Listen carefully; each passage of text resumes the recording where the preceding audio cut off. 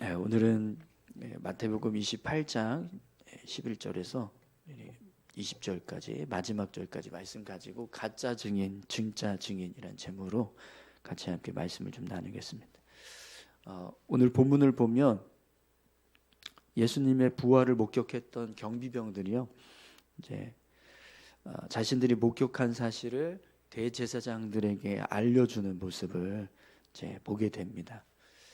그런데 경비병들의 이야기를 들은 대제사장들과 장로들이 어떤 일을 하냐면 군병들에게 많은 돈을 주면서 자신들이 자고 있을 때 예수님의 제자들이 와서 시신을 훔쳐갔다, 이렇게 거짓말하라고 회유를 이제 하고 있습니다. 11절에서 13절까지 말씀인데요. 여자들이 갈 때 경비병 중 몇이 성에 들어가 모든 된 일을 대제사장들에게 알리니 그들이 장로들과 함께 모여 의논하고 군인들에게 돈을 많이 주며 이르되 너희는 말하기를 그의 제자들이 밤에 와서 우리가 잘 때 그를 도둑질하여 갔다 하라. 여러분, 경비병들은 예수님의 부활을 직접 목격한 증인들입니다. 그렇기 때문에 이들은 예수님께서 부활하신 것에 대해서 진실을 알고 있는 사람들인 거예요. 그래서 지금 이제 경비병들이 대제사장에게 가서 자신들이 경험한 일을 지금 사실대로 말하고 있는 겁니다. 그런데 대제사장과 장로들이 이들에게 많은 돈을 주고 이제 실제로 일어났던 일과 전혀 다른 일을 지금 이제 다른 이야기를 하라고 회유를 하고 있습니다. 그러면 여러분, 경비병들은 어떻게 하는 게 좋을까요? 예수님의 부활을 목격한 증인으로서 사실을 말하는 것이 좋을까요? 아니면 대제사장들과 장로들의 회유대로 거짓말을 하는 게 좋을까요? 어떠십니까? 지금 상황에서 경비병들이 거짓말을 하면 대제사장들과 장로들에게 많은 돈을 받게 됩니다. 하지만 로마 군병들이 경비를 설 때 어떤 문제가 생기면 그 책임을 물게 되어 있어요. 그래서 징계를 받는데 어떤 경우에는 군인의 자격을 박탈당하기도 하고 또 심한 경우에는 사형을 받기도 합니다. 그래서 오늘 본문에 보면 대제사장들과 장로들이 경비병들을 회유하는데 이런 말을 합니다. 14절 한번 보시겠어요? 만일 이 말이 총독에게 들리면 우리가 권하여 너희로 근심하지 않게 하리라 하니. 대제사장과 장로들이 왜 이런 말을 했냐면 경비병들이 이제 회유에 넘어가서 거짓말을 할 경우에 만약에 이제 이게 총독에게 그 이야기가 들려가면 이제 이들이 경비병으로서의 책임을 제대로 지지 못했기 때문에 이런 일이 일어난 것이다, 이렇게 해서 징계를 당할 수 있거든요. 그래서 그 징계조차 우리가 막아주겠다, 이런 약속을 지금 하고 있는 거예요. 자, 그러면 여러분, 지금 이 상황에서 경비병들은 어떤 선택을 하는 것이 좋을까요? 돈을 포기하고 진실을 말하는 것이 좋을까요? 아니면 돈과 징계를 면하게 해주겠다는 약속을 받고 거짓을 말하는 것이 좋을까요? 여러분, 오늘 본문을 보면 결국 경비병들이 어떤 선택을 합니까? 대제사장들과 장로들의 회유에 넘어가서 거짓을 말하게 됩니다. 우리 15절 말씀 보겠습니다. 군인들이 돈을 받고 가르친 대로 하였으니 이 말이 오늘 날까지 유대인 가운데 두루 퍼지니라. 아멘. 본문을 보시면 이 말이 오늘까지 유대인 가운데 두루 퍼지니라, 이렇게 말씀하고 있습니다. 이 말씀은요, 군병들이 이제 대제사장들과 장로들의 돈을 받고 정말 열심히 거짓말을 퍼뜨렸다라는 겁니다. 얼마나 열심히 거짓말을 퍼뜨렸으면 그들의 그 거짓 소문이 유대인들 사이에 두루 퍼졌다, 이렇게 이제 말씀하고 있는 거죠. 여러분, 오늘 본문에 나오는 이 경비병들의 모습은요, 세상 유익만 추구하는 사람들의 모습을 보여줍니다. 세상의 유익을 전부라고 생각하는 사람들은요, 자신들의 양심을 속이고 또 진실을 왜곡하는 것을 전혀 문제시하지 않습니다. 그러니까 자신들의 유익이 된다면, 자신들에게 유익만 될 수 있다면 얼마든지 사람들 속일 수 있고 또 거짓말하는 것도 상관없다라고 생각하면서 사는 거죠. 여러분, 오늘 저와 여러분들이 경비병들과 같은 모습으로 살아가지 않기를 소망합니다. 여러분, 우리는요, 세상의 유익보다 더 중요하게 생각하는 게 있습니다. 그게 뭘까요? 하나님 말씀입니다. 하나님 말씀에 하나님 우리에게 거짓말하지 말라고 말씀하시거든요. 여러분, 십계명의 제 9계명이 어떤 말씀이죠? 내 이웃에 대하여 거짓 증거하지 말라. 분명히 하나님은요, 거짓말하는 거 싫어하세요. 잠언 12장 22절 말씀입니다. 거짓 입술은 여호와께 미움을 받아도 진실하게 행하는 자는 그의 기뻐하심을 받느니라. 아멘. 하나님은 우리가 진실하길 원하세요. 그렇기 때문에 여러분, 우리가 삶을 살아갈 때 아무리 세상의 유익이 커도 그 세상 유익을 얻기 위해서 거짓말하는 자가 되어서는 안 됩니다. 우리는요, 언제든지 항상 진실한 말만 할 수 있는 그런 진실한 자가 되어야 할 줄로 믿습니다. 오늘 저와 여러분들이 하나님 말씀대로 진실할 수 있기를 축원합니다. 그래서 여러분, 오늘 이제 본문을 보면 제자들이 예수님의 부활을 목격하는 이제 모습도 설명해주고 있습니다. 우리 16절에서 17절까지 말씀 함께 보시죠. 11 제자가 갈릴리에 가서 예수께서 지시하신 산에 이르러 예수를 배웁고 경배하나 아직도 의심하는 사람들이 있더라. 아멘. 본문을 보시면 이제 제자들이 예수님의 말씀을 이제 기억해서 갈릴리로 갔습니다. 그리고 이제 그곳에서 예수님께서 지시하신 한 산에서 이제 예수님을 뵙게 되는데, 근데 여러분 17절에 보면 11명의 제자들 중에서 아직도 의심하는 사람들이 있더라, 이렇게 말씀하고 있어요. 그러니까 예수님을 만났어요. 예수님, 부활하신 예수님 만났는데 그럼에도 불구하고 그 예수님의 부활을 믿지 못하는 제자가 있었다라는 겁니다. 그래서 여러분, 예수님께서 어떻게 하시죠? 누가복음 24장 39절에 보면 예수님께서 제자들에게 이런 말씀을 하세요. 내 손과 발을 보고 나인 줄 알라. 또 나를 만져보라. 영은 살과 뼈가 없으되 너희 보는 바와 같이 나는 있느니라. 이렇게 말씀하십니다. 예수님께서 제자들에게 직접 손과 발에 난 상처를 보여주시는 거예요. 그래서 자신이 부활하셨다라는 사실을 증명하고 계시는 겁니다. 요한복음 20장 24절에서 29절까지 말씀을 보시면 이제 도마가 예수님의 부활을 믿지 못하고 있는 모습을 보게 돼요. 그래서 예수님이 어떻게 하시죠? 직접 손과 발을 보여주시고 너 옆구리에 손 넣어봐라 이러면서 이제 증명하시잖아요. 도마를 믿게 하시는 겁니다. 근데 예수님이 도마에게 이런 말씀을 하셨어요. 너는 나를 본 거로 믿느냐? 보지 못하고 믿는 자들은 복되도다 하시니라. 아멘. 여러분, 예수님의 부활을요, 보지 못하고 믿는 우리가 복된 줄 믿습니다. 예수님께서 이렇게 제자들에게 이제 어떻게 해서든지 예수님의 부활을 믿을 수 있도록 증거를 다 보여주시는 거예요. 그래서 결국에는 제자들이 예수님의 부활을 믿게 돼요. 다 예수님 부활하셨구나라는 사실을 이제 믿게 되는 거죠.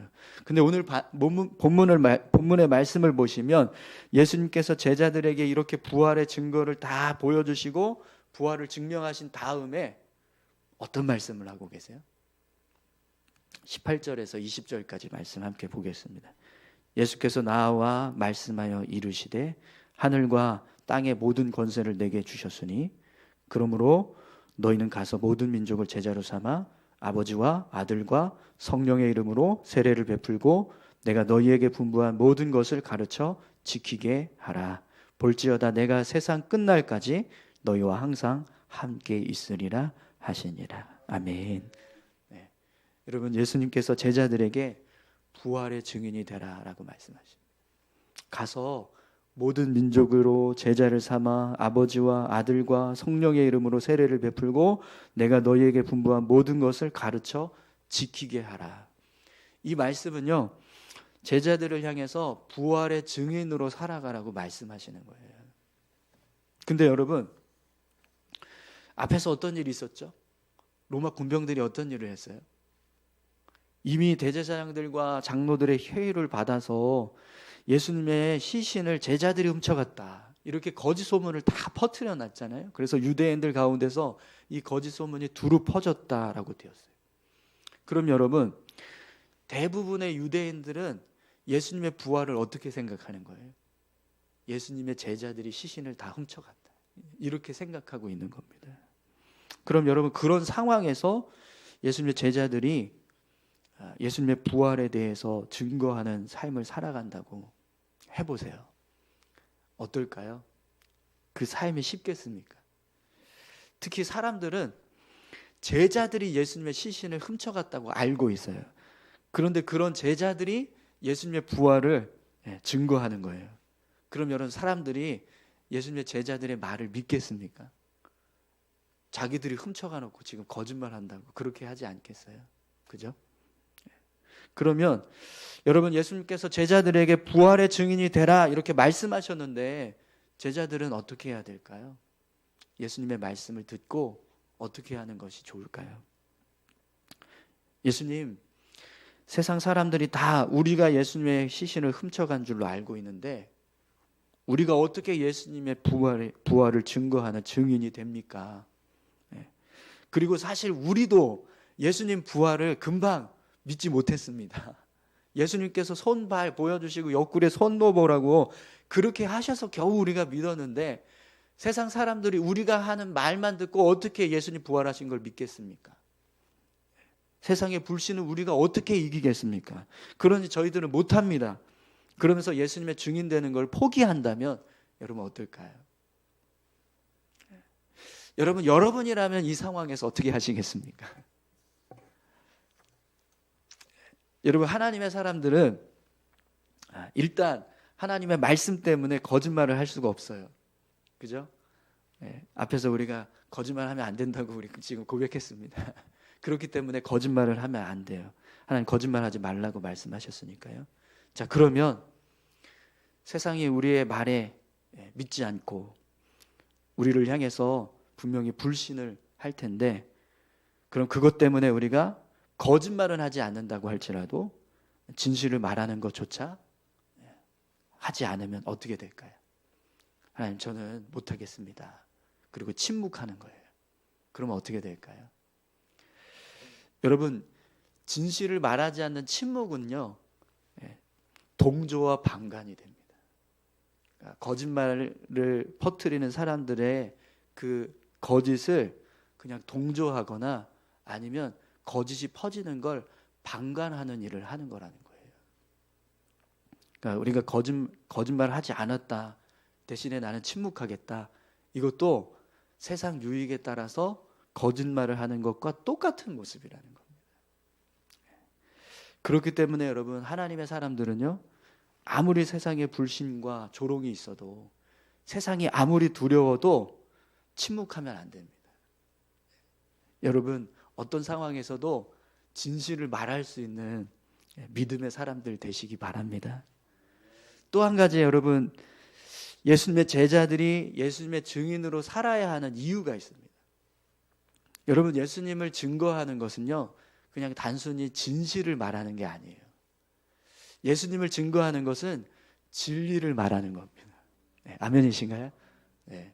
예수님은 우리를 구원하시기 위해서 이 땅에 오신 하나님의 아들이십니다. 그렇기 때문에 그분의 부활을 증거한다, 이것은요, 그냥 사실을 이야기하는 게 아니라 진리를 선포하는 겁니다.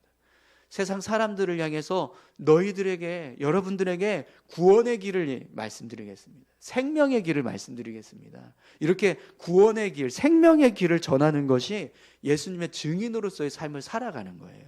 아멘이신가요? 그렇기 때문에 여러분, 우리는요, 아무리 세상이 두려워도, 아무리 세상이 우리를 불신한다고 할지라도 우리에게 주신 이 생명, 이 구원의 길을 증거하면서 삶을 살아가야 될 줄로 믿습니다. 여러분, 생명을 전하는 일에는요, 책임이 따릅니다. 책임이. 그런데 어떤 책임이 따르냐면 이게 징계하고 막 심판을 받는 게 아니라 이걸 전하지 않았을 때 혼이 나는 게 아니고요. 하나님께서 함께 해주시는 은혜의 책임이 있습니다. 오늘 본문도 보면 예수님께서 제자들을 향해서 증인이 되라고 말씀하실 때 부탁하지 않고 명령하세요. 근데 이 명령은 우리에게 사명이라는 거예요. 이거 우리에게 이루어야 될 임무다 이렇게 말씀하시는 거죠. 그래서 예수님께서 뭘 약속하세요? 내가 너희와 함께 하겠다. 하나님께서 모든 권세를 내게 주셨다. 그러니 너희는 내 증인이 되라. 그럼 내가 너희와 함께 하겠다. 하나님께서 함께 하시는 은혜, 예수님께서 세상 권세로 우리를 붙들어 주시는 은혜, 그 은혜의 책임이 따른다는 겁니다. 오늘 저와 여러분들의 삶이요, 예수님의 증인으로서의 삶을 살아가실 수 있기를 축원합니다. 그러면 우리가 예수님과 함께하는 삶을 살게 됩니다. 세상 모든 권세를 이기시는 권세, 그 권세를 가지고 계신 예수님과 함께 동행하는 삶을 살 수 있다라는 거죠. 그렇기 때문에 여러분, 오늘 저와 여러분들이 어떤 상황에서도 정말 진실한 자, 또 특별히 우리에게 주신 사명, 예수 그리스도를 증거하는 이 믿음의 사명, 우리가 잘 감당하면서 살아가실 수 있기를 축원합니다. 우리 같이 함께 기도하시겠습니다.